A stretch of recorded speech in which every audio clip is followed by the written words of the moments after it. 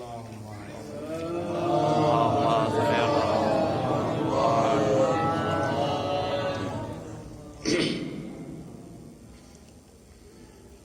بالله من الشيطان اللعين الرجيم. بسم الله الرحمن الرحيم.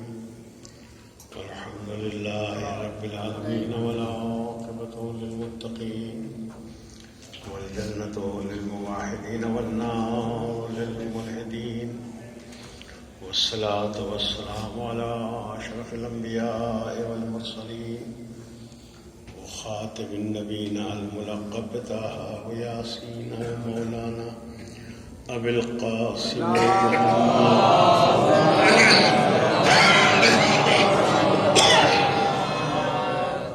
وآله الطيبين الطاهرين الغر الميامين ولعنة الله على أعدائهم أجمعين. أما بعد فقد قال الله تبارك وتعالى وقوله الحق.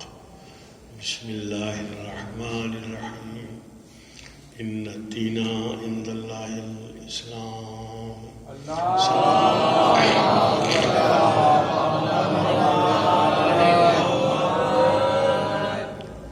سورہ آل عمران کی آیت جس کی تلاوت ابھی مسلسل کی ہے، اور عیسیٰ کریمہ کے ذیل میں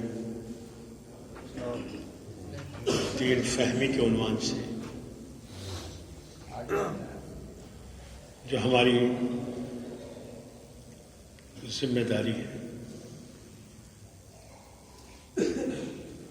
جتنا ہمارا مسلمان ہونا ضروری ہے،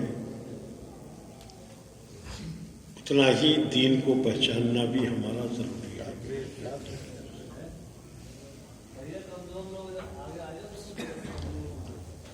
آ جائیں گے آپ، شروع ہو چکی، آ جائیں گے انشاءاللہ۔ اب تک سلوات بھیجتے محمد۔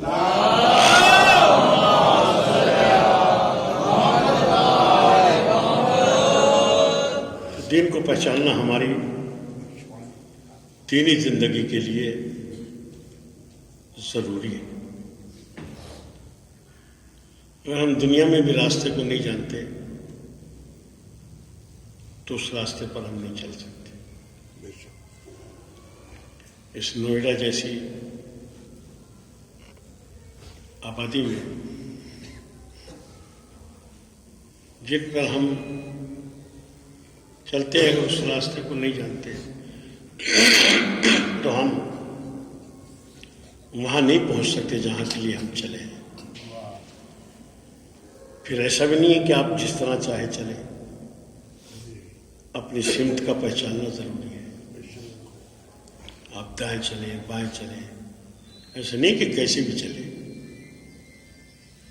ایسا نہیں ہے نا۔ تو اگر ہم دنیا میں بھی اس قانون کی پابندی نہیں کرتے تو پھر ہمارے لیے خود ایک قانون ہے جو دنیا نے بنایا ہے۔ اس لیے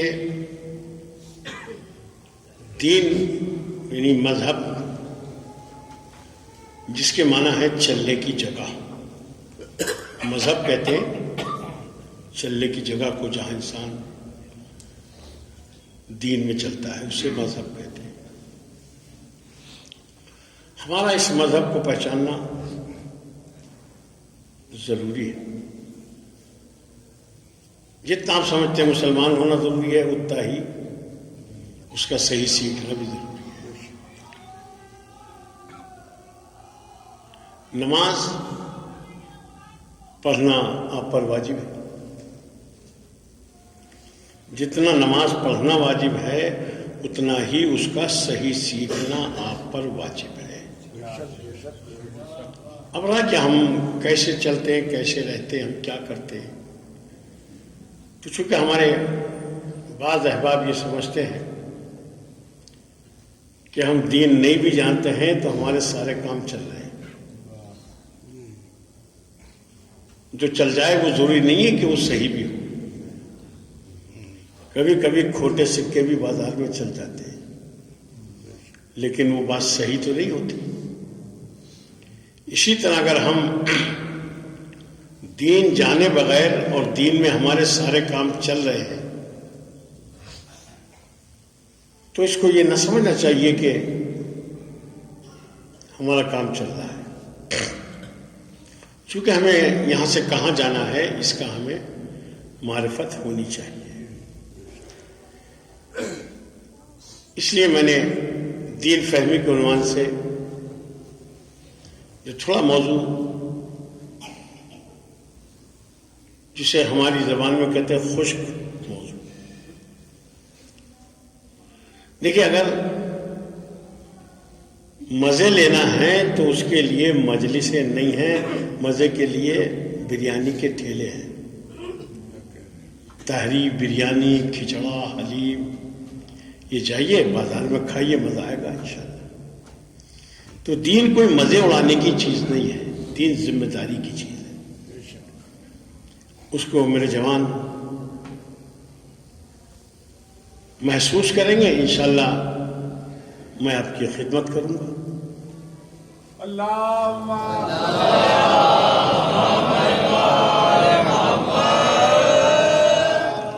جو کچھ ہمارے ساتھ ہو رہا ہے یا ہوا ہے اس میں بہت نقصان ہمیں تھوڑا ممبر سے پہنچ گیا ہے، وہ بھی ظاہر ہے کہ یہاں سے پہنچا ہے تو یہیں سے صحیح بھی پہنچے گا انشاءاللہ، بشرطے کہ آپ اس میں شریک رہیں، آپ اس میں سمجھنے کی کوشش کریں۔ آئیے تو اب ہم اپنی گفتگو کو شروع کرتے ہیں، اور یہاں سے شروع کرتا ہوں، آپ مجھے تھوڑا سر ہلا کے بتاتے رہے۔ آپ نے دیکھا ہے جب بوری بھری جاتی ہے تو کیسے بھرتے ہیں اسے؟ جب بھر جاتی ہے تو اسے ہلاتے ہیں، وہ اور نیچے کو ہو جاتی ہے۔ تو یہ مجلس ایسی آپ کو اگر پہنچ رہی ہے تو تھوڑا سر ہلائیں گے تاکہ میں سمجھ جاؤں، اور میں آپ سے کچھ چاہتا نہیں ہوں، باقی آپ کی مرضی پر ہے۔ تھوڑا تھوڑا مجھے جوان بچے بزرگ چونکہ بہتر جانتے ہیں، اس لیے یہ تو بغیر ثواب مسئلہ مجالس میں ہیں، اور یہ ہے ثواب ہے اس میں، لیکن جوان جو ہیں ان سے چونکہ یہ جانے والی نسل کے وارث ہیں، یہ جانے والوں کی ذمہ داری ہے کہ وہ ان کو جیسے بہت کچھ دے کے جاتے ہیں اسی میں انہیں دین بھی دے کر جائیں۔ اچھا بنگلہ دے کے جاتے ہیں، کوشش ہوتی ہے بینک بیلنس دے کے جاتے ہیں، اچھی گاڑی دے کے جاتے ہیں، اور بہت کچھ جو بھی ہے ماں باپ بچوں کے لیے چھوڑتے ہیں۔ اسی طرح ان کی یہ ذمہ داری بھی ہے کہ وہ ان کو دین سکھائیں۔ سیکھ کر کوئی پیدا نہیں ہوا ہے، سکھانا ہی ہے۔ تو اب میں آپ سے شروع کرتا ہوں، جو حضرات آ گئے پہنچ گئے، تاکہ بیان کی میں بنیاد رکھوں۔ آپ ایک سلوات بھیجیں۔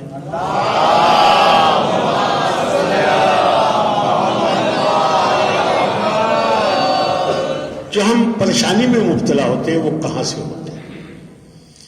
ہم سمجھتے ہیں کہ دین مشکل ہے۔ دین مشکل ہے نا؟ یہ آسان ہے؟ آسان ہے تو پھر پریشانی کیا ہے؟ پریشانیاں ہیں نہیں ہمارے سامنے دین پر عمل کرنے میں۔ دین بہت آسان ہے، جسے شریعت نے دین اور مذہب نے قرآن میں جس دین کو پیش کیا ہے وہ بہت سیدھا ہے، اتنا سیدھا جیسے ناک کی سیدھ سیدھا کہلاتی ہے۔ اب یہ ہماری تھوڑی سی دیر کے لیے غور و فکر ہے، ہم بات کر رہے ہیں، آپ اسے لائک کرتے ہیں ٹھیک ہے، لائک نہیں کرتے تو یہ مجلس کا ادب ہے کہ آپ چپ بیٹھے، بعد میں مجھ سے بات کر سکتے ہیں، میں آپ کے یہاں قیام کرتا ہوں، آپ آ سکتے ہیں، مجھ سے بات کر سکتے ہیں، جو میں عرض کروں گا اس کو میں ذمہ داری سے آپ تک پہنچانے کی کوشش کروں گا۔ تو دین مشکل ہے یا آسان؟ ایک ایک بات سے نکلتے ہوئے چلے، جیسا آپ کو لگتا ہو، کوئی میری یہ نہیں کہ میں جو کہہ رہا ہوں آپ اسی کو کہیں۔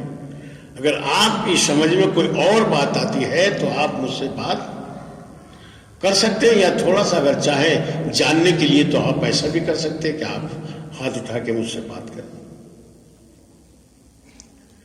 دین بہت آسان ہے، مشکل نہیں ہے. یہ میرا نظریہ ہے، یہ خدا کا نظریہ ہے، یہ شریعت کا نظریہ ہے کہ دین بالکل سیدھا ہے. پریشانی کہاں سے آتی ہے میں یہ بھی بتاؤں گا، اور دین ٹیڑھا کہاں سے دکھائی دینے لگتا ہے، مشکل کہاں سے دکھائی دیتا ہے، یہ میں آپ کی خدمت میں عرض کروں گا. دین وہاں سے مشکل دکھائی دیتا ہے جہاں سے دین میں ہماری کارستانیاں شروع ہوتی ہیں، جہاں سے ہمارے اپنے داؤ پیچ شروع ہوتے ہیں اور ہم سمجھتے ہیں ایسے بھی کام چلتا ہے. دین ایسا نہیں ہے، بہت آسان ہے. اب میں آپ سے عرض کرتا ہوں، آپ اور بھی جو آپ کے احباب ہیں انہیں آپ ملا لیں اپنے ساتھ اور ایک میٹنگ کریں، غور و فکر کریں، اور مجھے ایک حکم خدا جو شریعت کا ہے، جو آپ کے اوپر لاگو ہوتا ہے، شریعت کا قانون، جو یہ توضیح المسائل ہے نا، جو ایک عالم کی، ایک فقیہ، ایک مجتہد کی ہوتی ہے، جس کی آپ تقلید کرتے ہیں. بہت سستی ملتی ہے، دین تو سستا ہی ہے، بہت سستی مل جائے، 30-40 روپے کی شاید مل جائے. اور اگر آپ میں سے کسی پہ اتنا حوصلہ نہیں ہے کہ خرید سکے تو مجھ سے بات کریں، میں انشاءاللہ کوشش کر کے وہ کتاب مہیا کر سکتا ہوں. لیکن اس شخص پر موبائل نہ ہو. ایسا شخص جو یہ کہتا ہے ہم پہ نہیں ہے، اس پہ موبائل نہ ہو. اگر موبائل ہے تو اس کو نہیں دی جا سکتی، چونکہ وہ اس کا مطلب یہ ہے جو 5-7-10 ہزار کا موبائل خرید سکتا ہے، وہ 30 روپے کی توضیح المسائل بھی خرید سکتا ہے. یہ بات یہیں سے آتی ہے جہاں سے ہم دین کو ٹیڑھا کرنا شروع کرتے ہیں. مول صاحب ہم پہ تو کچھ ہے ہی نہیں، موبائل تو اتنا بڑا ہے، چونکہ جتنا ناکارہ نکھٹو ہوتا ہے نا آدمی، اس پہ اتنا ہی بڑا موبائل ہوتا ہے. یہ نکھٹو لوگوں پہ بڑے بڑے ہوتے ہیں، اور جو کام کرنے والے ان پہ تو چھوٹا کام کے لیے ہوتا ہے، وہ ان کو رکھنا بھی چاہیے. تو توضیح المسائل کا یہ مسئلہ ہے. آپ مجھ سے ملے، میں آپ کے لیے نام لکھا دیں، فراہم کرنے کی کوشش کروں گا اور آپ تک پہنچا دوں گا، آپ وہ حاصل کر سکتے ہیں، تاکہ دین کو مہنگا کر کے آپ فرار کی کوشش نہ کریں کہ صاحب ہم پہ تو کچھ ہے نہیں، ہم کیا کر سکتے ہیں. آئیے، تو دین بہت آسان ہے، اتنا آسان ہے کہ دنیا کا کوئی مسئلہ اتنا آسان نہیں ہے. میں نے عرض کیا نا، یہ مشکلات کہاں سے پیدا ہو جاتی ہیں، دین مہنگا کیسے دکھائی دینے لگتا ہے، کیا ہو جاتا ہے، یہ وہاں سے ہوتا ہے جہاں ہم اپنی کارستانیاں شروع کرتے ہیں. آپ بتائیں مجھے، نماز مشکل ہے یا آسان ہے؟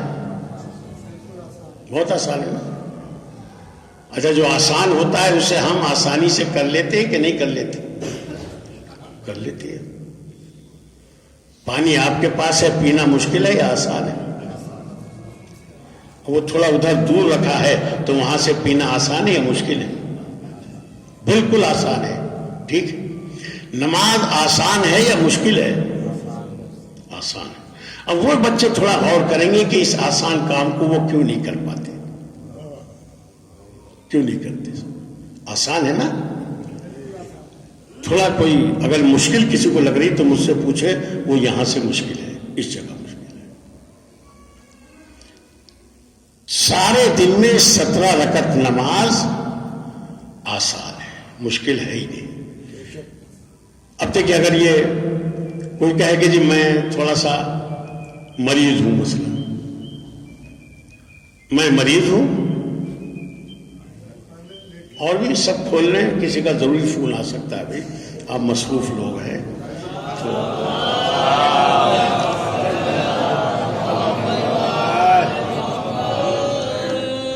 تو میں عرض کرتا ہوں کہ یہ تمہید ہے، میں جلدی جلدی پڑھوں گا، ایسے نہیں، چونکہ وقت آپ کا قیمتی وقت ہے.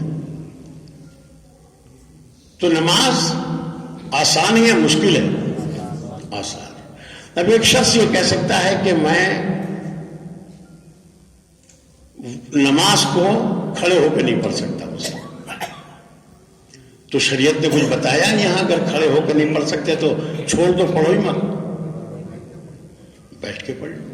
بیٹھے تو آپ ہیں, کوئی مجلس بیٹھ کے سن رہا ہے, نہیں سن رہے, ادھر کھڑے ہو جائیے تب بھی آپ سن سکتے ہیں اگر نہیں بیٹھ پاتے تو. ایسی نماز کا مسئلہ اگر نہیں پڑھ سکتے, کیوں؟ اس لیے کہ میں بیمار ہوں, کھڑا نہیں ہو پاتا, مجھے چکر آتا ہے, تو دین کہتا ہے بیٹھ جائیے, آپ بیٹھ کے پڑھ لیجیے.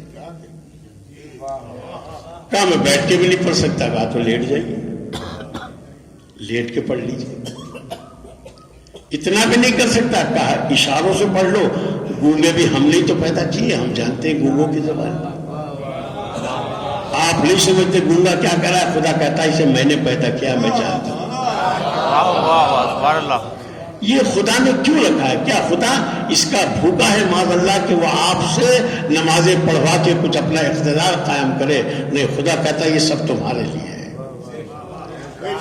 یہ سب تمہارے لیے ہے. کھڑے ہو کے نہیں پڑھتے, بیٹھ کے پڑھ لو. بیٹھ کے نہیں پڑھ سکتے, لیٹ کے پڑھ لو.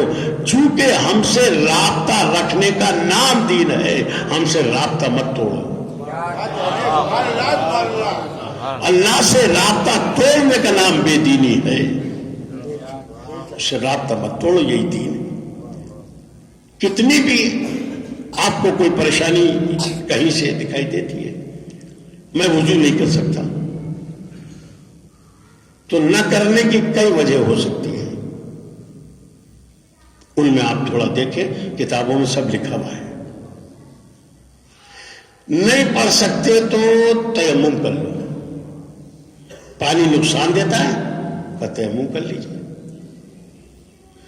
پانی نہیں ہے میرے پاس کا تیمم کر لیجیے. جس دین میں بدلے وضو تیمم رکھا ہو وہ دین کیا مشکل ہو سکتا ہے؟ وہ دین مشکل ہے جس نے بدلے وضو تیمم رکھا ہے. دیکھیں اس سے پتہ چلتا ہے یہ دین ہمارے خالق و مالک کا بھیجا ہوا ہے. اگر کسی بنیے بقال کا ہوتا تو کہتا مرو یا جیو ہم کچھ نہیں جانتے, تیمم سے نہیں تو وضو سے پڑھو. جس پروردگار نے آپ کی محبت میں اپنا حکم بدل لیا ہے, سوچو وہ خدا آپ سے کتنا پیار کرتا ہے. خدا آپ سے پیار کرتا ہے, کتنی محبت کرتا ہے. آپ مجھے بتائیے کہاں سے مشکلات ہیں؟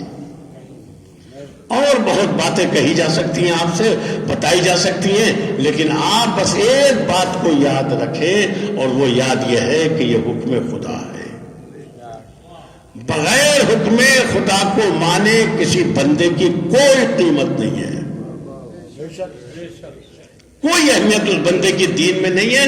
وہ خالی دین میں بھیڑ تو کرتا ہے, باقی دین کا کوئی کام نہیں کرتا.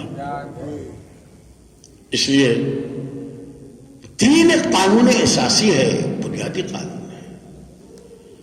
کیا آپ کو کوئی ادارہ اپنے یہاں نوکر رکھ سکتا ہے جب تک آپ اس کے قانون کی پابندی نہ کریں؟ نہیں رکھ سکتا. کیا آپ انجمن کے ممبر ہو سکتے ہیں اور ماتم بھی نہ کریں آپ اس میں؟ تو انجمن تو مطالبہ کرے گی آپ سے, آپ ممبر ہیں تو ماتم کیوں نہیں کرتے؟ خالی ہمیں بھیڑ تھوڑی چاہیے, افراد تھوڑی چاہیے, ہمیں عمل کرنے والے ماتمدار چاہیے ہیں, خالی بھیڑ نہیں چاہیے. یہ آپ کے انجمن کا ایک دستور العمل ہوتا ہے, جو اس میں لکھے ہوتے ہیں شرائط, اس کے مطابق آپ کو اس کے اوپر عمل کرنا ہوتا ہے. اگر آپ عمل نہ کریں, ماتم بھی نہ کریں, جہاں انجمن بھیجیں وہاں بھی نہ جائیں, اور کچھ بھی نہ کریں, اور آپ ممبر بنے گھومتے رہیں, تو پھر بتاؤ انجمن کو آپ کی کیا ضرورت ہے اور آپ کو انجمن کی کیا ضرورت ہے؟ بتائیے. تو دین بالکل سیدھا ہے, اس سے ناک کی سیدھ سیدھی ہے. روزہ مشکل ہے یا آسان ہے؟ جہاں مشکل ہے وہاں پر خدا نے اپنا قانون بدل دیا ہے. قانون بدل کے یہ بتا دیا قرآن میں کون رکھ سکتا ہے کون نہیں رکھ سکتا, یہ خود خدا نے بتا دیا ہے. جو رکھ سکتا ہے اسے رکھنا چاہیے, جو نہیں رکھ سکتا اسے نہ رکھنا ہی دین ہے. آپ کا میرا دل تو نہیں مان رہا, میں سفر پہ جا رہا ہوں, آپ کے دین کا نام, آپ کے ارادے کا نام تھوڑے دین ہے, آپ کی طبیعت کا نام دین تھوڑا ہی ہے. اگر آپ کو حکم دیا ہے سفر پر جا رہے ہیں تو روزہ قضا کر لو. نماز قصر ہوتی ہے، روزہ قضا ہوتا ہے. قصر کا معنی ہے کم کرنا، قضا کا معنی ہے پھر رکھنا. نماز قصر ہوتی ہے، 4 کی 2 ہو جاتی ہے، روزہ قضا ہوتا ہے. آپ کو سفر پہ جانا ہے اور جانا ہے تو آپ گھر سے نہیں بلکہ حد ترخص پہ جا کے، جو ہر بستی کی ایک جگہ ہوتی ہے جہاں سے بستی چھوڑنے کا قصد ہوتا ہے، وہاں سے آپ روزے کو ادا کر لیں. قرآن کا فَعِدَّةٌ مِّنْ أَيَّامٍ أُخَرَ، جتنے چھوٹے ہیں انہیں گن لو، اور گن کے پھر جب تمہارے اوپر سے عذر دور ہو جائے، بیمار تھے بیماری دور ہو جائے، سفر میں ہو سفر سے واپس آ جاؤ، تو پھر ان کو گن کے کتنے چھوٹے ہیں دوسرے دنوں میں رکھ دو. ظاہر ہے کہ اس میں ڈنڈی تو لگ ہی نہیں سکتی، یہ تو آپ کو پتا ہے، اور جو آپ کو پتا ہے وہ آپ سے زیادہ آپ کے خدا کو پتا ہے. تو دین مجھے آپ بتائیں گے کہاں سے ٹیڑھا ہے، ٹیڑھ کہاں سے آتی ہے؟ آپ مجھے بتائیں. مرنا آسان ہے یا مشکل ہے؟ آسان ہے نا. کیا ہوا شام کو دیکھے تھے وہ تو گئے صبح. یہ مشکلات کہاں سے آتی ہیں؟ مشکلات وہاں سے آتی ہیں جہاں سے ہماری کارروائی شروع ہوتی ہے. ہماری کارروائی کہاں سے ہوتی ہے؟ جب دیگیں کھنکھناتی ہیں. آپ مجھے بتائیں دین نے کتنی دیگیں رکھی ہیں اس کے لیے؟ بعض تو ایسے مواقع آتے ہیں جب کوئی مر جاتا ہے تو رونے والے تو واقعی رو رہے ہوتے ہیں، گھر والے کو یہ ہوتا ہے کہ اب کل کو انہیں کہاں سے کھلاؤں گا، یہ آئیں گے تو کہاں سے کھلاؤں گا انہیں، اور نہیں کھلایا تو یہ تانے دیں گے. اگر دین پہچانتا ہے تو تانوں سے نہیں ڈرنا چاہیے. اگرچہ تانے، خواتین کے تانے تو واقعی بڑے مشکل ہوتے ہیں. عورتوں کے معلوم ہے کتنا غضب ہوتا ہے. مرحب صرف عورتوں کے تالوں سے ڈر گیا تھا. جب مولا علی نے کہا جا واپس چلا جا، کہا چلا تو جاؤں گا، عورتیں تانے دیں گی. تو تانا ہے بڑی چیز. مرحب جیسا پہلوان بھی ڈر جاتا ہے عورتوں کے تانوں سے. اس لیے بہت سی مصیبتیں ہمارے پاس دین کے نام پر اس وقت مشکلات ہیں جہاں ہمارے اوپر عورتوں کا تسلط ہو جاتا ہے. خواتین کا چونکہ ان کے پاس ہم نے انہیں دین دیا نہیں ہے، جب نہیں دین دیا ہے تو وہ اپنے پاس سے بنانے کی کوشش کرتی ہے. دین ہر ایک کو چاہیے، دین ہر ایک کو چاہیے. تو جینا مشکل ہے یا مرنا؟ مرنا آسان ہے، جینا ذرا مشکل ہے. تو جو اتنا آسان کام ہو یہ مشکل بنا کہاں سے ہے؟ یہ مشکل بنا ہے ان چیزوں سے. فاتحے، کھانے، جمعرات کے 10ویں کے 20ویں کے کتنا ہونا چاہیے مجھے لکھا دکھا دے کتاب میں کتنا ہونا چاہیے، وہ پھر اتنا ہی کر لینا. جس پروردگار نے، غور سے سنے، جس پروردگار نے اپنے واجب معاملات میں آپ کو مجبور نہیں کیا ہے، آپ کو زکوٰۃ کتنی دینی ہے؟ غور کریں، میں کہہ رہا ہوں زکوٰۃ کتنی ادا کرنی چاہیے؟ کہا جتنا مال ہو اسی کے اعتبار سے زکوٰۃ ہوگی. 8 کوئنٹل 47 کلو 48 کلو آپ کے یہاں پیدا ہو جائے تو یہ کہتا کہ اتنا دے دو. یہ تو نہیں کہا کہ کتنا بھی ہو ہمیں تو اتنا دے دو. جو دین اپنے واجب معاملات میں آپ کو مجبور نہیں کرتا تو اگر یہ مستحب بھی ہے تو آپ کو مجبور کیوں کرے گا؟ نہیں کرتا دین، نہیں کرتا. تو کتنا پکنا چاہیے، کتنا ہونا چاہیے؟ دین کو مشکل مت بناؤ، یہ آسان ہے، اسے آسان رہنے دو. ورنہ آپ اپنی نسلوں کو وہ دین دے کر جائیں گے جسے وہ بڑا مشکل کہیں گے، اس لیے کہ تم نے اسے آسان دین نہیں دیا ہے. شادی مشکل ہے یا آسان ہے؟ بہت آسان ہے. اور بہت سے لوگ ہوتے جو بڑی آسانی سے کر بھی لیتے ہیں، اگرچہ وہ غلط ہے، لیکن بہت آسان ہے شادی. لیکن ہم نے اسے اتنا مشکل بنا دیا ہے کہ اچھے اچھے دھنتر کے چہرے لٹک جاتے ہیں. ایک صاحب اچھے خاصے حساس بساس ٹھیک ٹھاک گھوما کرتے تھے, اب جو کچھ دن کے بعد ملے تو دیکھا ان کا منہ چونچ بن گیا. ان کا کیا ہو گیا, آپ تو ٹھیک ٹھاک تھے. صاحب پتہ نہیں, ہم نے ابھی لڑکی کی شادی کی ہے. تو ان کا کیا ہوگا, کچھ ڈکیت آ گئے تھے, چور آئے تھے, کچھ چکے آئے تھے, کون لوٹ کے لے گیا, کوئی آپ کو ہو کیا گیا؟ صاحب پتہ نہیں شادی کتنا مشکل ہے. کہ ہمیں پتا ہے شادی کتنا آسان ہے اور کتنا مشکل ہے, بس ایک بات سوچ لو, جہاں تک دین رہتا ہے وہاں تک شادی آسان رہتا ہے. جب ہم دین کو چھوڑ دیتے ہیں تو یہ کام مشکل ہو جاتا ہے. سارے کاموں میں ہمارے یہی حال ہے. ہم دین سے پوچھ کے چلے, دین اتنا سیدھا مسئلہ بتائے گا, تو یہ مشکلات کہاں سے پیدا ہیں؟ یہ دین مشکل ہے یا ہماری کارستانیاں؟ ہماری کارستانیاں. اب اسے دین کو بدنام نہ کرو. تو آپ شادی کی ہے, آپ کو چھوٹا کام تھوڑی, آپ جانتے ہیں شادی کتنا بڑا کام. یہ کسی ایک کا کام نہیں ہے, سارے معاشرے کا کام ہے. ہر آدمی جو بھی ہے دنیا میں, آپ ہم سب اپنی کمیونٹی کی بات کرتے, اس کے لیے یہ کام بہت آسان بھی ہے اور دین سے ہٹ جائے تو مشکل بھی ہے. اسے آسان کرنے کی کوشش کریں. دیکھیے میں بتاتا ہوں کیسے آسان ہو جائے گا. اتنا کیجئے جتنا دین نے آپ کو بتایا ہے, اپنے چنگل اس میں نہ لگائیے, مسئلہ نہ لگائیے اس میں. یہ سارے معاشرے کی مصیبت کا حال ہے. اس سے سب پریشان ہیں. جب سب پریشان ہیں تو ہر شخص محسوس کرتا ہے اس کرب کو, اس بے چینی کو, تو کرے تو کیا کرے, کیسے کرے. ہمارے پاس مثالیں موجود ہیں اور وہ مثالیں دین کو ڈھالنے کے لیے بہترین مثالیں ہیں ہمارے پاس. ہم آزاد تو نہیں ہیں, ایسے تو نہیں ہم کہ کسی طرح بھی دین میں چلیں. ویسے چلیے جسے دین بتاتا ہے. اب میں آپ کو بتاتا ہوں پوری شریعت, سارے کا سارا دین 5 احکام ہیں جن میں منحصر ہے. 5 کم ہیں یا زیادہ ہیں؟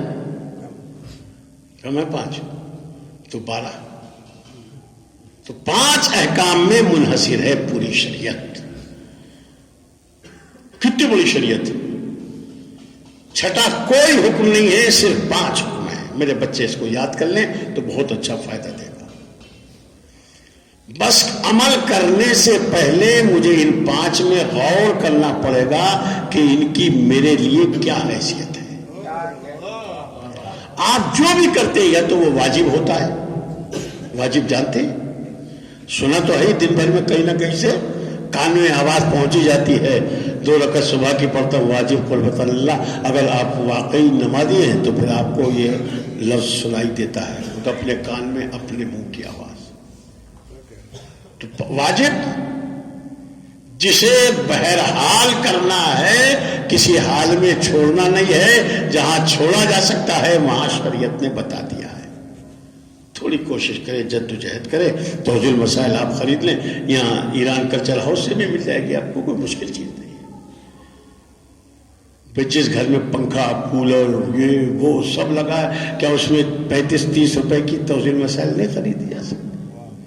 اس کا گھر میں ہونا توضیح المسائل کا اتنا ہی ضروری ہے جتنا پیاسے کو پانی اور بھوکے کو کھانا. آپ نہ رکھیں یا رکھیں وہ آپ کے ذاتی معاملات ہیں, میں مداخلت نہیں کر رہا ہوں, میں تو خالی بات بتا رہا ہوں. اور میں یہ بھی نہیں سوچ رہا ہوں جو میں آج کہہ رہا ہوں اس پر سب عمل ہی کر لیں گے. ہو سکتا ہے بات کو پریشانی ہو رہی ہو, یا آخر مجلس کیا ہوئی ہے, کیا مصیبت بول لے لی. ایسے سر پھرے بھی آتے ہیں, کوئی آتا ہے ایسا سر پھرا, اس کی برداشت کر لینی چاہیے. باقی مجلسیں تو یہاں سال بھر ہوتی رہتی ہیں, اداروں میں ہوتی ہے. ایک سلوات بھیج دیں.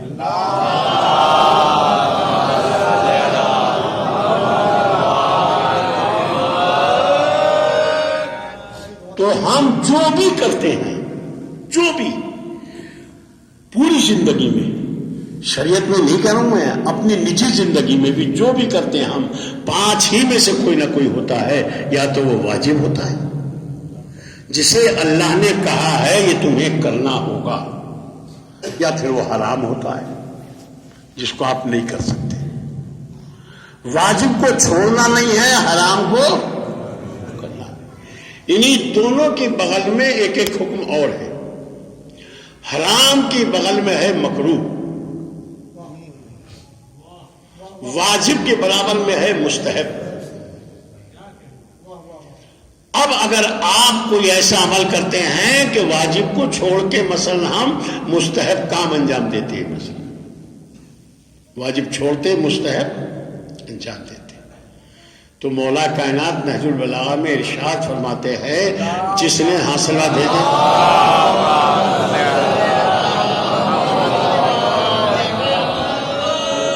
آپ دے دے گے جو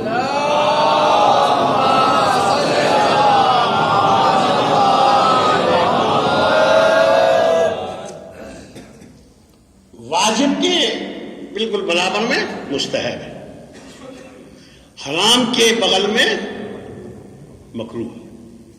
ایک اور ہے پانچواں حکم، اسے حکم کہہ لیں، وہ اگرچہ حکم نہیں، وہ ہے مباح۔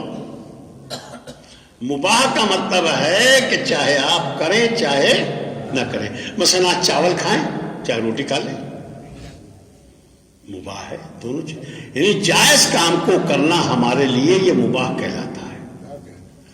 میں آہستہ آہستہ دیکھیے دھڑ دھڑ تیز پڑھ سکتا ہوں، لیکن میں آہستہ آہستہ اس لیے آپ سے کہنا چاہتا ہوں تاکہ کچھ نہ کچھ تو آپ کے ذہن میں رہ جائے، اور ہر آنے والے سے اگر آپ ایسے مطالبہ کریں تو بہت سے تھوڑا تھوڑا کر کے بہت ہو جاتا ہے۔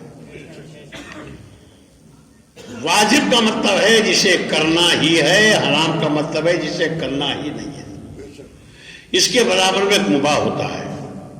نہج البلاغہ میں مولا فرماتے ہیں اگر کوئی واجب کو چھوڑ کے مباح اور مستحب کام کرتا ہے تو خدا اس کے مستحب کو بھی قبول نہیں کرتا، اس لیے اس بنیاد جو ہے واجب کے اوپر ہے۔ مثلا واجب رکعت کئے ہیں نماز کی مغرب کی؟ میں پڑھنے کو نہیں کہہ رہا ہوں، خالی پوچھ رہا ہوں آپ سے، 3، اور اس کے بعد 4 رکعت ہے نافلہ جسے مستحب کہتے ہیں، ہے تو 3 زیادہ ہے یا 4 زیادہ ہے۔ اور اگر آپ یہ کریں کہ مستحب پڑھ لیں، نافلہ پڑھ لیں اور واجب نہ پڑھیں تو خدا کہتا ہے یہ قبول نہیں کی جائے گی، واجب آپ کو کرنا ہے۔ اب اگر کوئی مستحب بجا لاتا ہے واجب کے بعد تو خدا کہتا ہے وہ بندہ ہمیں بہت پیارا ہے، وہ بندہ ہمیں بہت محبوب ہے۔ کیوں؟ اس لیے واجب تو کرنا ہی ہے کہ وہ کہتا ہے، اور مباح مستحب کا مطلب یہ ہے وہ کہتا کسی سے نہیں ہے، چاہتا ہر ایک سے ہے، کہتا کسی سے نہیں ہے، چاہتا سب سے ہے۔ واجب 3 رکعتیں اس کو سب سے کہتا ہے تمہیں بھی ہر ایک کو پڑھنا ہے، اس کے بعد جو 4 رکعت ہے کہتا کسی سے نہیں ہے، چاہتا سب سے ہے۔ اس لیے جو کسی محبوب کی چاہت کو پورا کر دے وہی تو محبوب ہوتے ہیں۔ واجب تو ڈنڈے کے زور سے کرنا ہی پڑے گا، نہ کرو گے تو یہ ہوگا، یوں پٹو گے یہ سزا ہوگی، قبر میں یہ فشار ہوگا، وہ عذاب ہوگا، یہ سارا بتایا جاتا ہے؟ نہیں بتایا جاتا۔ لیکن اگر مستحب انجام دو گے تو خدا بند عالم پھر ان واجب نمازوں کو بہت قبول کرتا ہے۔ دیکھیے آپ بھی، میں مثلا خالی مثال دے رہا ہوں آپ سے، سچ نہ سمجھیے گا، اللہ کرے، کیونکہ ہمارے شک کی سوئی بڑی جلدی سے ایک دم گھوم جاتی ہے۔ ہم یہاں مثلا مہمان پہنچے، جب مہمان پہنچے تو ظاہر ہے کہ ہم 10 بجے 11 بجے ایسے پہنچے یا رات کو 8 بجے پہنچے، تو جس کے یہاں پہنچے اس پر ہے یا نہیں کہ وہ چائے پلائے مثلا، اور نہ پلائے تو کہنا چاہیے ذرا میں ایک چائے کی خواہش، آپ کے یہاں پہنچے ہم کہ ایک چائے، لیکن چونکہ سفر سے چل کے آیا ہوں دل یہ بھی چاہتا ہے چائے کے ساتھ تھوڑا سا کچھ اور بھی ہو جائے۔ چائے کو کہا ہے چائے ضروری ہے، اس کو کہا نہیں ہے لہذا وہ ضروری نہیں ہے، لیکن اگر وہ واقعی کوئی بہت اچھے آدمی ہیں، مہمان نواز ہیں، شریف خاندان کے ہیں، تو وہ لے کے ٹرے بھر کے آ گئے، اسے کہا نہیں تھا وہ ٹرے بھر کے اس میں سیب بھی رکھے ہیں اور طرح طرح کے نمکین ہیں، بسکٹ ہیں، یہ ہے، یہ آئے تو میں نے کہا واقعی آپ کتنے مہمان نواز ہیں، جس کو میں نے کہا بھی نہیں تھا آپ اسے لے کے آ گئے۔ خدا یہی کہتا ہے کہ جو واجب پہ عمل کرتے ہیں انہیں تو کرنا ہی چاہیے، لیکن اگر مستحبات پر بھی کریں تو یہ ہمیں ایسے یہ ہوتا ہے۔ اب دوسرا حرام، حرام کسی حال میں نہیں کرنا ہے۔ مستحب یہ ہو گیا۔ مکروہ کا مطلب ہے خدا چاہتا تو ہے مگر کسی کو منع نہیں کرتا ہے۔ تو آپ کا دل کرا بٹ کلیجہ کھا لیا، مکروہ بھیجا کھا لے، مکروہ ہے، یہ خدا منع نہیں کرتا ہے اس کو نہ کرے۔ لیکن اگر واقعی یہ سوچ کے نہ کرے تو خدا اس کی قدر کرتا ہے بندے کی، ٹھیک ہے، لیکن اتنی مشکلات میں دین نہیں ڈالنا چاہتا ہے۔ اب ایک ہے مباح۔ مباح چاہے آپ چاول کھائیں چاہے روٹی کھائیں نہ کھائیں، کیا مسئلہ ہے، لیکن کھائیں گے کب تک نہیں، پھر کھائیں گے۔ تو جب بھی کھائیں آپ کھائیں، لیکن وہ چیز مباح سمجھ کے، جائز سمجھ کے کھائیں۔ یہ بھی کبھی کبھی عبادت میں شمار ہوتا ہے، جب یہ سوچے کہ یہ مجھے نہیں کھانا چاہیے اس لیے کہ اسے شریعت پسند نہیں کرتی۔ بس میں نے 5 چیزیں آپ کو پہنچا دی، پہنچ گئی، پہنچی نہیں پہنچی؟ اب یہ ترجمے بغیر سلوات کے پہنچ گئی۔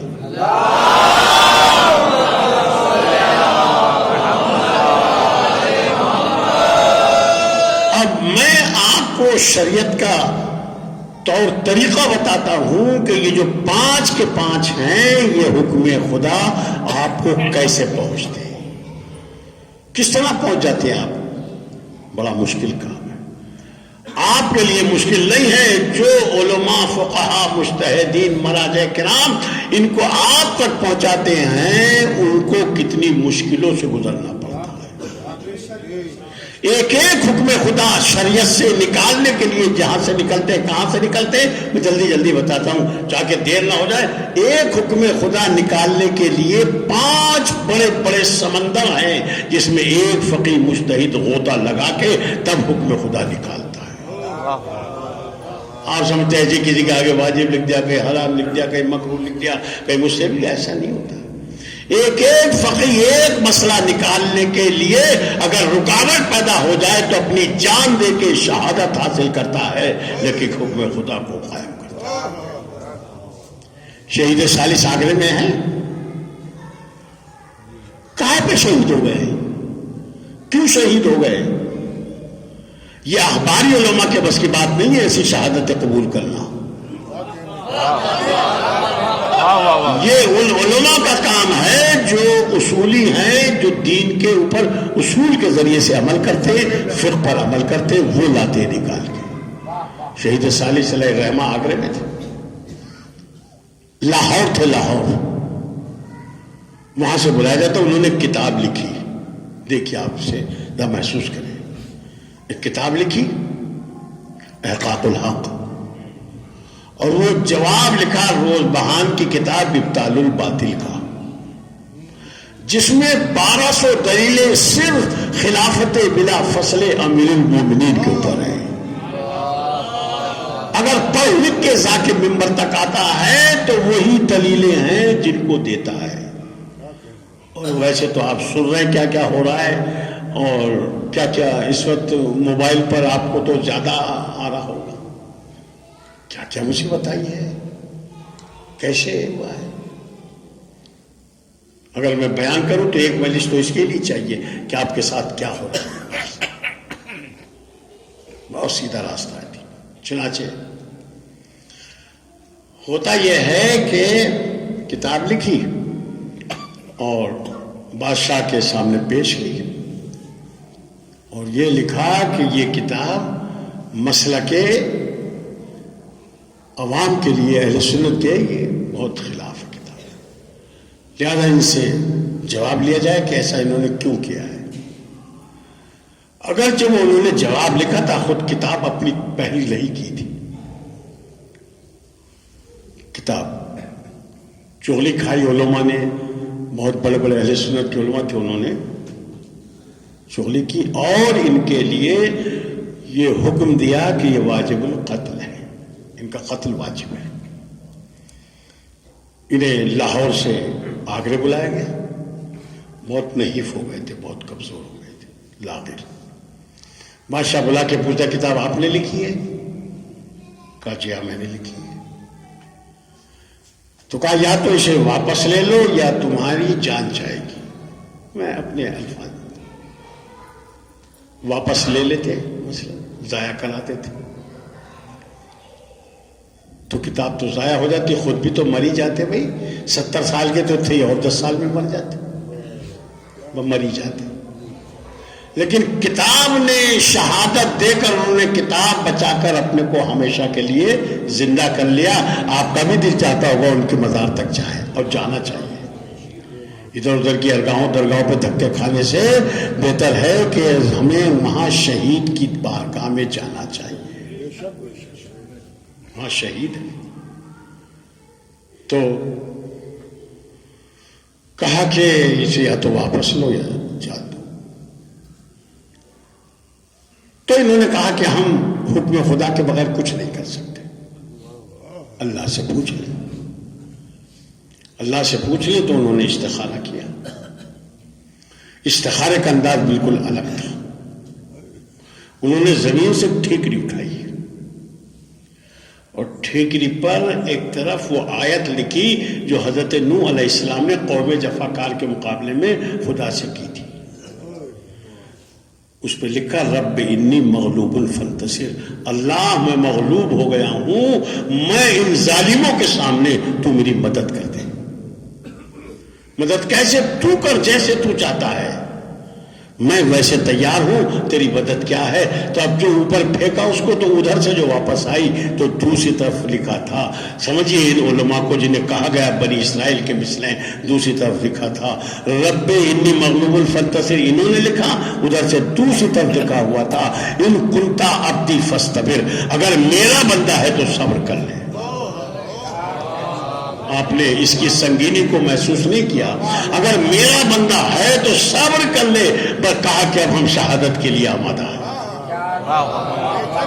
شہادت دے دی انہوں نے۔ یہ وہ علماء ہیں جن کے ذریعے سے آپ تک دین پہنچا ہے، مذہب پہنچا ہے، مسلک اہل بیت، محبت اہل بیت پہنچی ہے، یہ وہ علماء ہیں۔ اب اگر ان ایسوں کو کوئی کچھ کہنا چاہتا ہے، گندے نالوں کی طرح بہتے ہیں، بہت سے زبانیں بہتی ہیں گندے نالوں کی طرح، وہ کچھ بھی کہہ جاتے ہیں۔ یہ دین انہوں نے بچایا، غیبت امام علیہ السلام۔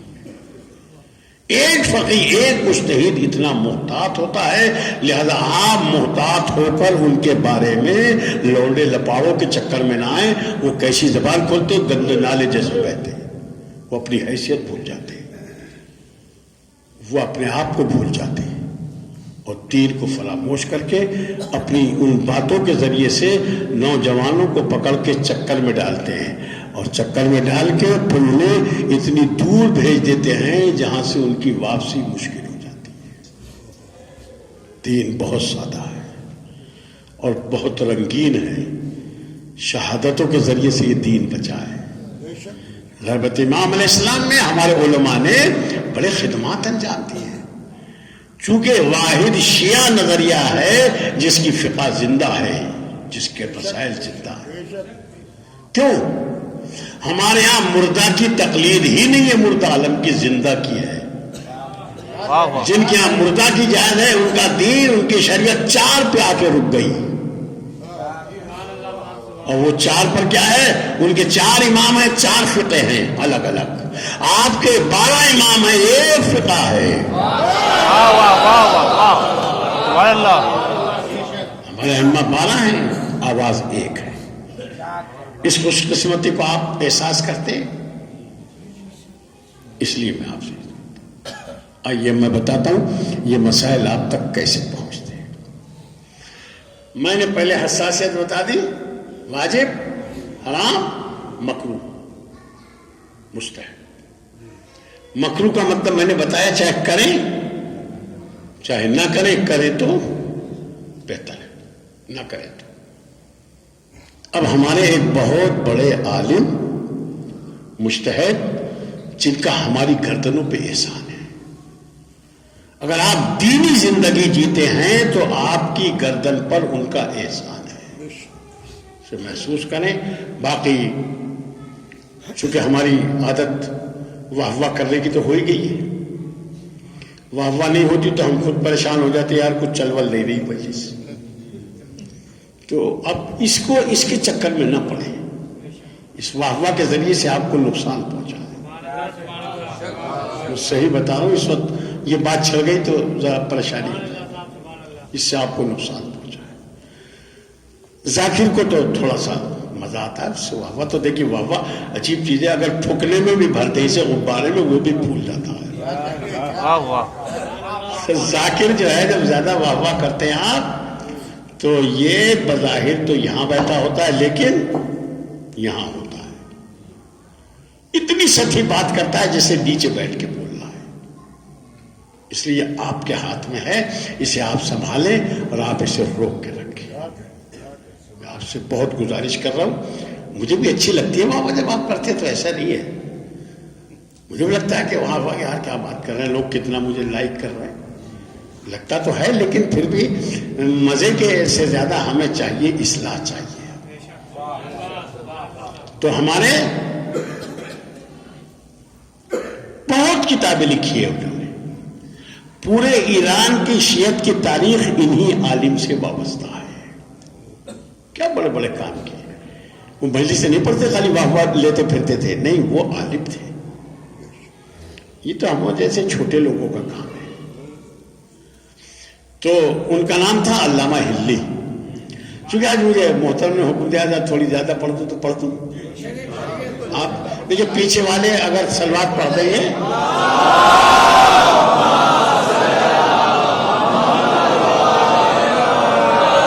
وہ جو پیچھے تو اسی لیے ہوتے بیچارے بعد میں آتے ہیں نا، پیچھے سے آتے تو پیچھے ہوتے، تو انہیں ذرا جانے کی بھی شاید جلدی ہوتی ہے، تو اس لیے ان سے اجازت لینا ضروری. آگے والے تو پھنس ہی یہ کام چلے جائیں، یہ تو پھنس گئے، تھوڑا سا آگے آگے کہ پھنس رہے، پیچھے والے تو بس بیٹھے، ٹھیک ہے، شکریہ اللہ. تو ان سے اجازت لے کے میں شروع کرتا ہوں. ہمارے بہت بڑے عالم، فقیہ، مجتہد، استاد علماء کے علامہ ہلی، 17 سال کے سن میں آپ مجتہد ہو گئے تھے، 17 سال میں. اور آپ یہ سمجھے مجتہد کے، فقیہ اور عالم کے درس میں جو اس کے سبق میں لوگ ہوتے ہیں وہ بھی اسی معیار کے ہوتے، بچے نہیں ہوتے، کوئی تنظیم کا مکتب نہیں پڑھاتے ہو. شاگرد ان کے ان سے بہت زیادہ ایج، اور وہ مسجد میں درس دیتے تھے، سبق، اور وہاں سبق دے رہے تھے. تاریخ العلماء میں یہ واقعہ موجود. سبق دیتے دیتے دیکھا انہوں نے کہ مسجد میں ایک ننگ دھڑنگ پاگل دیوانہ رال بہتا ہوا وہ مسجد میں آ گیا. علامہ نے دیکھا، کہا کہ اسے اپنے شاگردوں سے کہا دیکھو اسے نکال دو، یہ پاگل ہے، مکروہ ہے اس کا مسجد میں آنے دینا. یہ حکم خدا قرار پایا نا. وہ پاگل دیوانہ اور وہ غیر ممیز چھوٹی عمر کا بچہ جو نجاست اور طہارت کو نہیں جانتا، مکروہ ہے، اس کو مسجد میں نہیں آنے دینا چاہیے. یہ مسئلہ ہے. تو انہوں نے دیکھا کہ آگا یہ پاگل ہے ننگڑن، آج ہوتا تو اس کے تو آج تو مزے ہی آ جاتے، مزار بن جاتا، پاگل شاہ نام رکھ دیتے. کیا کیا بے تکے نام ہے اگر آپ سنیں ان مزار والوں کے. تو وہ آ گیا، اللہ نے کیسے نکال دو، پاگل ہے، نکالو. یہ جو اپنے آپ کو نہیں پہچانتا وہ دینی اقدار کو کیسے پہچان سکتا ہے. یاد اسے نکالو. نکال دیا. کچھ طالب علم پڑھے، انہوں نے جا کے اس کو نکال دیا. آج ہوتے نا تو ذرا میرا بھی ہاتھ دیکھ دو بھائی صاحب، ذرا مجھے بھی کچھ سٹا بتا دو، ذرا ہماری بھی تقدیر کا حال بتا دو. جسے اپنے ہوش و حواس کا پتہ نہیں ہے وہ آپ کی تقدیریں کیسے بتاتے ہیں. اب یہ ہوا کہ نکال دیا، اور نکال دیا تو علامہ رات کو لیٹے، خواب میں دیکھا کہ کوئی بزرگ آئے اور وہ کہتے ہیں کہ تم نے برا کیا کہ اس کو نکال دیا. دیکھیے میرا امتحان نہیں ہو سکتا. کبھی آپ سوچیں کہ آپ رات کو لیٹ جائیں کہ ہمارے پاس کوئی آئے. یہ آپ کا میرا امتحان نہیں ہو سکتا. میں بہت چھوٹا ہوں اس کے اعتبار سے. میرا قد بونا ہے اس اعتبار سے. یہ جن کے ہوتے ہیں چونکہ مسئلہ مکروہ کا ہے نا. نکال دیا, برا کیا. اب اگر یہ برا کیا میں اپنی بیگم کو بتا دیتا مسئلہ, تو بیگم ہی گھر میں جینا مشکل کر دیتی. کیا تمہاری مولویت ہے, کیا برباد ہو گئے, کیا پتہ نہیں آئے گا, کیا ہوگا, کس اللہ والے کو چھیڑ دیا تم نے, اور اب دیکھو کیا آئے گا, بچوں پہ کیا گزری ہے اور ہم پہ کیا گزری ہے, اور گھر کا کیا ہوگا, اور روٹی روزی کا اب کیا ہوگا. بیوی جو ہے وہی پریشان کر لیتی ہے, اور تو بات نہیں ہوتی. ایسے ہی ہے نہیں ہے. آپ کو نہ ہو, چلو میں اپنی بات کہہ رہا ہوں کیونکہ آپ کی خاموشی میں سمجھ رہا ہوں. میں بہت دور ہوں گھر سے, اس لیے میں موج میں ہوں. آپ سمجھ رہے ہیں چونکہ آپ نے اتنا سر چڑھا کے اوپر بٹھا لیا ہے کہ آپ کو پریشانی میں سمجھ رہا ہوں. لے لیتے کہ تم نے کیا کیا, کسے چھیڑ دیا, اللہ والے کو اب جاؤ. تو میں ڈھونڈنے نکل جاتا صبح کو, گئے کہاں. علامہ پھر آئے دوسرے دن, پڑھا رہے تھے, پھر دیکھا, پھر آ گیا وہ. اب وہ رات کی کوئی بات ان پہ کچھ نہیں ہے, اس لیے کہ ایک فقیر اتنا بودا تھوڑی ہوتا ہے کہ ایسے ایسو سے بھی ڈر جائے. جو امریکہ سے نہ ڈرے, اسرائیل سے نہ ڈرے, اور ان سے ڈر جائے گا. سبحان اللہ. آج ہے وہ جو امریکہ کی آنکھوں میں آ کر ڈال کے بات کرنے کا حوصلہ رکھتا ہے. کوئی ہے جو اسرائیل کو للکار دے؟ نہیں ہے. یہ ہے دیکھو خامنئی صاحب کو کس طرح سے امریکہ سے. آپ امام خمینی رحمۃ اللہ علیہ کا خود میں واقعہ بتاتا ہوں. آپ امریکہ نے دن تعریف کر دی کچھ ایران کی. کیا کیا تعریف کر دی امریکہ, یہ وہ کچھ تھوڑی تعریف کی. تو آپ نے ارشاد فرمایا, یہ فقی کہہ سکتا ہے, جس دن امریکہ ہماری تعریف کرے گا وہ دن ہمارے لیے غم کا دن ہوگا, وہ سوگ کا دن ہوگا. یہ ہوتے فقہا. آپ چکر میں نہ آئے کسی میں میرے جوان, انہیں کوئی شوق نہیں ہوتا یہ فتوے دینے کا کہ صاحب شوق پیدا ہو گیا ایک صاحب کو. نہیں ہے, بڑی ذمہ داری کی بات ہوتی ہے. چنانچہ کہ نکال تو پھر آ گیا یہ پاگل, پھر نکال دیا بولتے. تو دیکھا پھر تیسرے دن آ گیا, وہ وہاں پڑھا رہے تھے, پھر آ گیا, کہتے کوئی پھر آ گیا پاگل, اسے پھر نکالو. 110 ڈگری بخار آ جاتا, ایسے ویسا ہو کو تھا, نکال دیا. چوتھا دن پھر آیا تو کہا کہ پھر دیکھو آ گیا, اسے نکال دو. کوئی پریشانی انہیں نہیں ہے. مقام فقہا تو مرجعیت و مجتہدیت کو سمجھنے کی کوشش کریں, جسے غیبت امام علیہ السلام میں آپ کو ان کے حوالے کیا گیا ہے.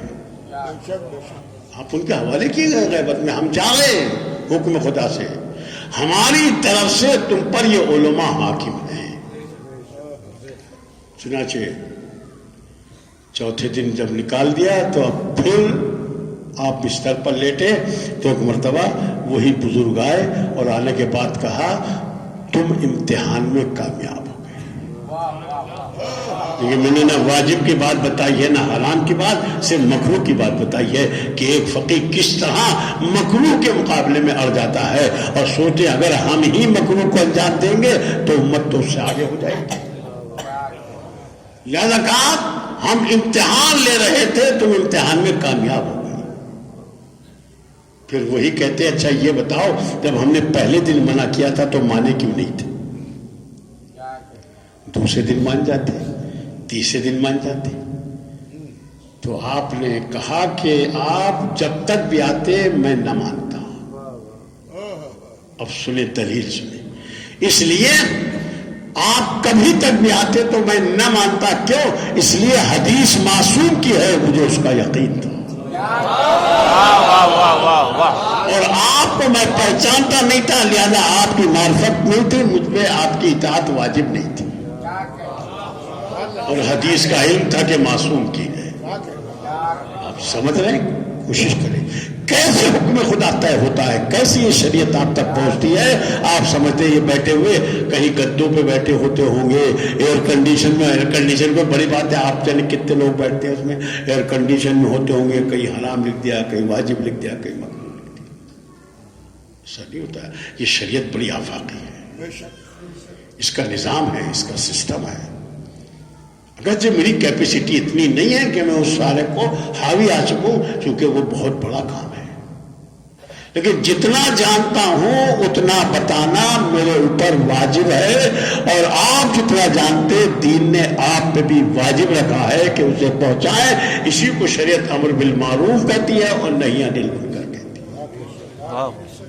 کربلا امر بالمعروف اور نہی عن المنکر ہی سے پیدا ہوئی ہے.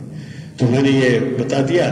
اگر آپ کو کوئی, کیونکہ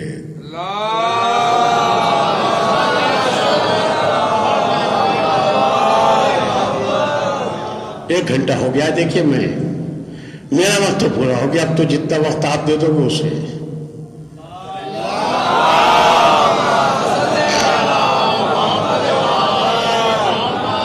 دیکھیے سمجھدار ذاکر سمجھ جاتا ہے جب سلوات الٹی ہو جائے. پیچھے والے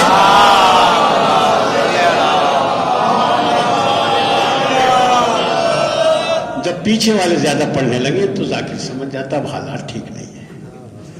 چلیے ٹھیک ہے, بہرحال شکریہ آپ کا, آپ نے محبت کی اور آپ بیٹھے. چونکہ آپ کا وقت قیمتی ہے, دور دور جانا بھی ہوتا ہے. ہمارے پاس تو وقت ہی وقت ہے بس. تو اس وقت نوئیڈا کے سب سے مالدار آدمی ہیں, کیونکہ آپ سب سے زیادہ وقت ہمارے پاس. 1 گھنٹہ بس آپ کے لیے ہے, یہ جتنی دیر بھی ہے, اور باقی وقت ہی وقت ہے. تو ہم تو سب سے مالدار آدمی ہیں نوئیڈا کے. اس وقت ہمارے پاس وہ ہے جو آپ کے پاس نہیں ہے, ماشاءاللہ. مگر پھر بھی آپ نکالتے وقت آ جاتے ہیں, اور اس کی قدر کیجیے. اس آنے کی بھی قدر کیجیے آپ, کہ آپ کو کون کھینچ کے لاتا ہے یہاں. تو شریعت 5 احکام میں منحصر ہے. ان کو یاد کر لیجئے, اور ان کی تفصیل ہے کیا واجب ہے کیا حرام ہے. انشاءاللہ آپ کو خداوند عالم توفیقات میں اضافہ فرمائے, اور آپ کو دین سمجھنے کی توفیق کرامت فرمائے. ورنہ کربلا صرف دین کے لیے واقع تھی. میں نے پہلے بھی دوسری مجلس میں کچھ نہ کچھ عرض کیا تھا کہ کربلا صرف دین کے لیے ہے. کربلا صرف ماتم کے لیے نہیں تھی. کربلا صرف ماتم کا تو کوئی مطلب بھی نہیں بیٹھتا ہے. ماتم نہیں, اس کا نہیں کوئی ہم ماتم کرتے ہیں, انجمن بناتے. کربلا اس لیے تھوڑی واقع ہوئی تھی. کربلا اس لیے ہوئی تھی کہ جہاں جہاں جاتے رہو تمہارا دین تمہارے ساتھ ہونا چاہیے. کہیں پہنچو دین ساتھ ہونا چاہیے. حسین ابن علی نے اسی کے لیے میرے مولا نے قربانی دی تھی. چونکہ آپ سے تھوڑا اس طرح بتا دیا گیا ہے کہ میں آپ کہتے ہوئے تھوڑا کچھ مجھے یہ لگ رہا ہے کہ آپ غلط نہ سمجھ جائیں. اللہ آپ یہ کہنے لگے تو آپ سے تو ڈر نہیں لگتا, لیکن جو ہمارے پیچھے دوسرا آتا ہے نا اس سے لگتا ہے ڈر. وہ پتہ نہیں آپ سے کیا کہہ دے گا. ہو سکتا ہے وہ کہہ دے تو عزاداری کے مخالف ہے مسئلہ. آپ مان لو گے آپ کہ اگر کوئی مجھے کہے عزاداری کے مخالف, کیوں مان لو گے؟ میں کیوں ہو سکتا ہوں؟ آپ تو ہو بھی سکتے ہو, میں کیوں ہو سکتا ہوں؟ میرا تو اس سے روٹی چلتی ہے بھائی, میں تو اس سے کاروبار چلتا ہے. میں تو آپ ہو سکتے ہیں اگر ہوں گے مخالف, تو میں کیوں ہو سکتا ہوں؟ میرا تو کام ہے, سمجھے نا. لہٰذا ان چکروں میں نہ ہے کہ مخالف, میں کیوں مخالف ہو جاؤں گا عزاداری کی؟ اور کیا میں جہنم میں جاؤں گا عزاداری کی مخالفت کر کے؟ لیکن ہاں, اگر آپ اس کیفیت کو بدل دے جس لیے عزاداری تھی, تو پھر خطرے آپ کے اور میرے لیے دونوں کے لیے. عزاداری اس لیے نہیں تھی کہ شب داری کریں اس طرح کہ صبح کو نماز تو قضا ہو جائے اور شب داری ہو. یہ بالکل کربلا کا مقصد نہیں تھا. ہماری انجمنیں جاتی ہیں, فیض آباد چلی جا رہی ہے, کوئی عقل کا پیغام ہے. فیض آباد کیوں جا رہی ہے یہاں سے انجمن؟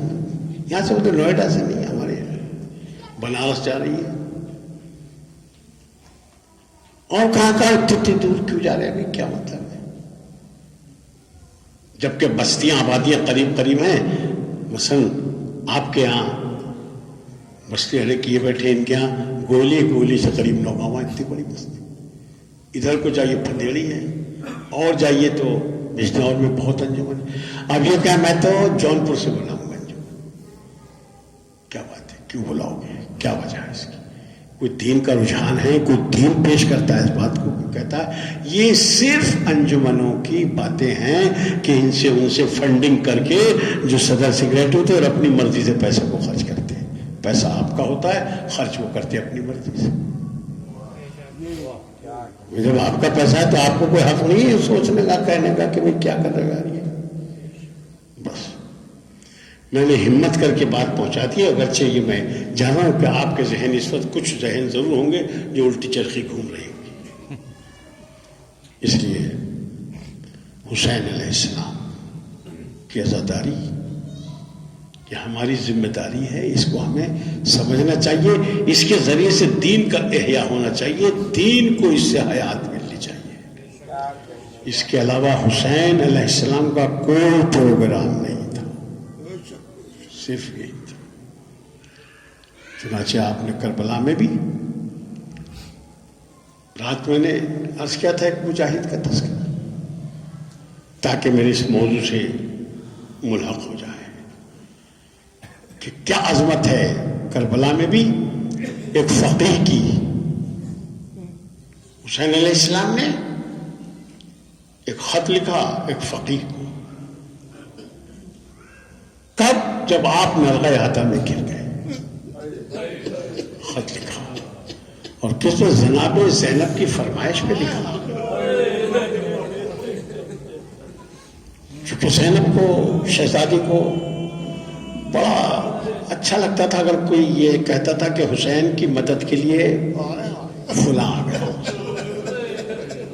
تو جو بیٹوں کو اس لیے لائی تھی کہ اپنے بیٹے قربان کر کے بھائی کو بچائے گی، اس زینب کے جذبات کو کوئی ناپ سکتا ہے؟ بس 5-7 منٹ میں، چونکہ مسائل زیادہ نہیں پڑھ پاتا، اس لیے جب نرغہ آدھا ہو گیا، جب کربلا میں 2 تاریخ کو حسین اگر فوجوں پہ فوجیں آنے لگی، فوجوں پہ فوجیں کی چڑھائی ہو رہی ہے. جب کوئی لشکر آتا تھا تو شہزادی زینب معلوم کرتی تھی بھیا یہ کس کا لشکر آیا. اور جب آخر میں شمر کا دستہ آیا تو اس ظالم نے یہ کیا کہ حکم دیا کہ گھوڑوں کو اتنا تیز دوڑاؤ تاکہ میدان کربلا ہل جائے، سیدانیوں کے دل دہل جائے. چنانچہ جب شمر کا لشکر آیا، اس نے اتنا گھوڑوں کو تیز دوڑایا، چکر دیا کہ فضا میں گرد و غبار چل گئے. زینب کے سر تک غبار آیا. کہا بھائی میرے ماجا یہ کس کا لشکر آیا؟ کہا یہ شمر کا لشکر ہے. تو زینب کہتی ہیں بھیا اس نام کو سن کے تو مجھے ہول آتا ہے، اور یہ تو آپ کا قاتل ہوگا، میں نے اماں سے یہ نام سنا ہے. زینب کہتی ہے کہ اور پھر جناب زینب نے یہ اس وقت کے حالات کے اوپر، اس وقت اس بے کسی کا کوئی نظارہ پیش نہیں کیا جا سکتا. جناب زینب نے سر جھکا کے ایک جملہ کہا بھیا تمہارا کوئی مددگار نہیں ہے. آپ سمجھ رہے اس بے کسی کو؟ بھیا آپ کا کوئی مددگار نہیں. حسین نے اس غربت کے اوپر سر جھکا دیا، اور سر جھکا کے جو سر اٹھایا تو ایک خط لکھا حبیب ابن مظاہر. بچپنے کے دوست تھے نا، اور خط لکھا بعد درود و سلام معلوم ہو کہ یہ خط حسین ابن علی کی طرف سے حبیب مظاہر رجل فقیہ کے نام ہے. رجل فقیہ مرد فقیہ کے نام ہے. فقیہ مجتہد کو کہتے ہیں. لوگ دھوکہ دیتے ہیں کہ یہ امام کی زندگی میں نہیں، اگر نہ ہوتے تو حسین کیوں لکھتے. اور یہ خط لکھا کہ حبیب معلوم ہو تمہیں میں نواسہ رسول حسین ابن علی فوجوں میں کربلا میں گھر چکا ہوں، چاروں طرف سے ہم پہ چڑھائی ہو چکی ہے، اور میں تنہا نہیں ہوں، میرے ساتھ زہرا کی بیٹیاں ہیں۔ حبیب جلدی کرنا، نصرت میں دیر نہ ہو جائے۔ اور جو عجیب و غریب فقرہ لکھا، حبیب جلدی آنا، دیر نہ ہو، ایسا نہ ہو کہ تم دیر سے آؤ اور زینب بے ردا ہو جائے۔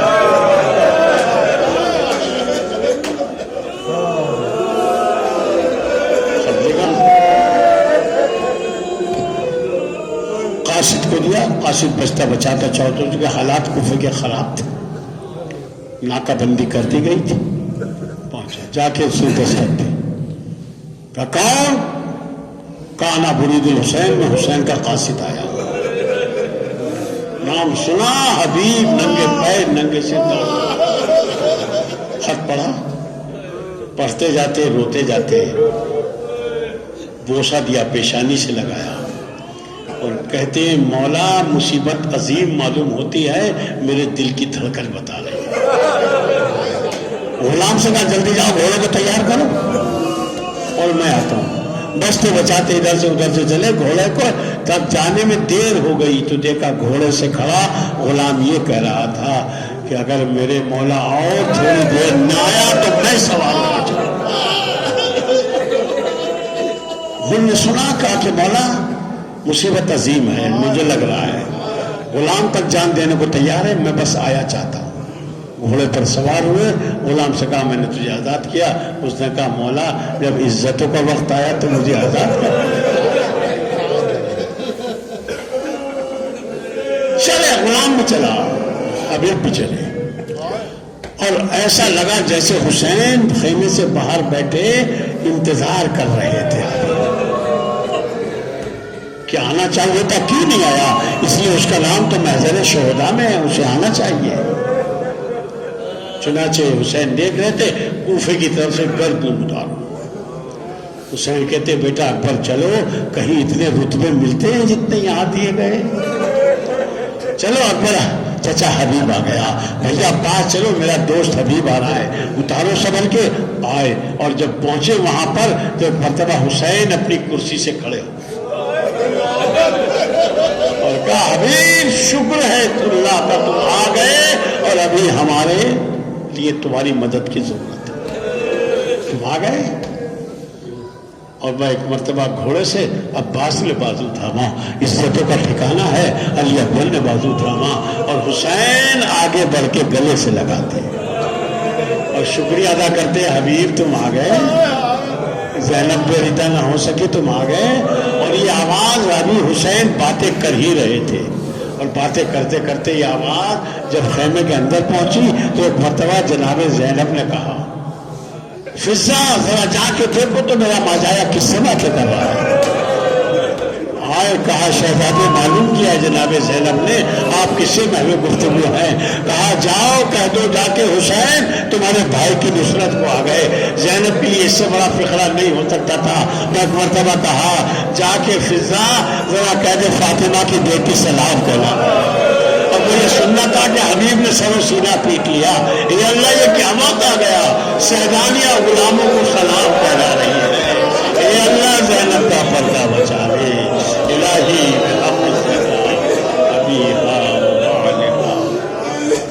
معبود ان آوازوں پر رحمت نازل ہو، کوئی غم نہ دے علاوہ غم سید الشہداء کے، حجت آخر کا واسطہ، نبی آخر کا واسطہ، آخری کتاب کا واسطہ، آل محمد کی شہادت و سیادت و شرافتوں کا واسطہ، تمام مومنین جہاں کہیں بھی آباد ہوں، جان کی، مال کی، عزت کی، آبرو کی حفاظت فرما، زمانہ پورا شعب پرچم اسلام کو بلند ہدایت فرما، پرچم کفر نفاق کو سنگو فرما دے، محمود اب زیادہ آزمائش نہ فرما، حجت آخر کے ظہور میں تاجیل فرما۔